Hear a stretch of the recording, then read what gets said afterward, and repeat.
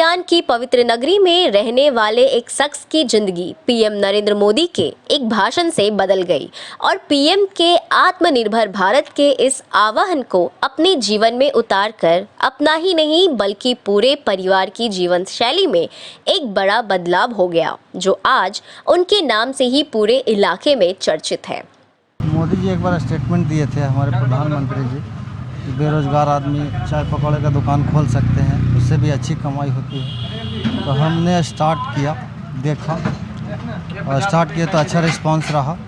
PM के बातों से प्रभावित होकर गया चेरकी शेर घाटी मुख्य सड़क मार्ग पर बलवीर चंद्रवंशी ने चाय और पकौड़े की दुकान खोलने का ठान लिया और पीएम नरेंद्र मोदी के आत्मनिर्भर वाले भाषण से प्रेरित होकर दुकान खोल दिया। और जब दुकान खोली तो आसपास के क्षेत्रों के लोगों ने मजाक उड़ाया, कहा कि पीएम ने भाषण में कहा चाय पकौड़ों का दुकान खोलकर आत्मनिर्भर बनने के लिए तो क्या बन जाओगे। आज खुद आत्मनिर्भर तो हुआ ही, साथ ही कई युवाओं को रोजगार भी दिया है।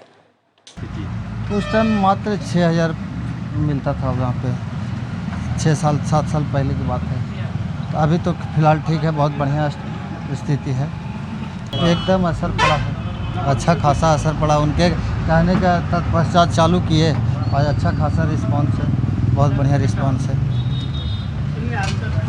बलवीर चंद्रवंशी ने बताया कि इंटरमीडिएट की पढ़ाई करने के बाद करीब 4 साल पहले रोजगार की तलाश में बलवीर कोलकाता चला गया।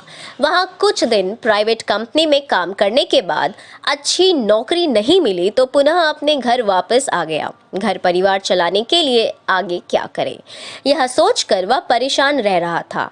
उन दिनों प्रधानमंत्री नरेंद्र मोदी द्वारा आत्मनिर्भर बनने के लिए दिए जाने वाले भाषणों को सुनकर वह प्रेरित हुआ। बलवीर ने अपने गांव में ही आत्मनिर्भर भारत मोदी जी चाय पकौड़ा की दुकान खोल ली। शुद्ध सरसों तेल में बने पकौड़े और कुल्हड़ वाली चाय ने कम ही दिनों में बलवीर पूरे जिले में प्रसिद्ध हो गया और इस रास्ते से गुजरने वाले राहगीरों में एक बार चाय और पकौड़े का शौकीन रुककर ज़रूर खाते हैं और खाते ही इस चाय पकौड़े के कायल हो जाते हैं। यहाँ पर पकौड़ी चाय खाने के लिए क्या वजह क्या है? यहाँ का पकौड़ी चाय इतना स्वादिष्ट है कि गया में भी चाय पकौड़ी नहीं मिलता। यहाँ का खासियत है पकौड़ी चाय का। चाय वाला दुकान नाम है इनका, फेमस है। मैं पिछले 6 महीने से यहाँ आता हूँ रेगुलर। बिना हम तो ठंडा वगैरह में बरसात कुछ भी हो, बिना इनका चाय और पकौड़ी खाते हुए जाते नहीं, क्योंकि सर यहाँ पर क्वालिटी और क्वांटिटी मेजर किया जाता है।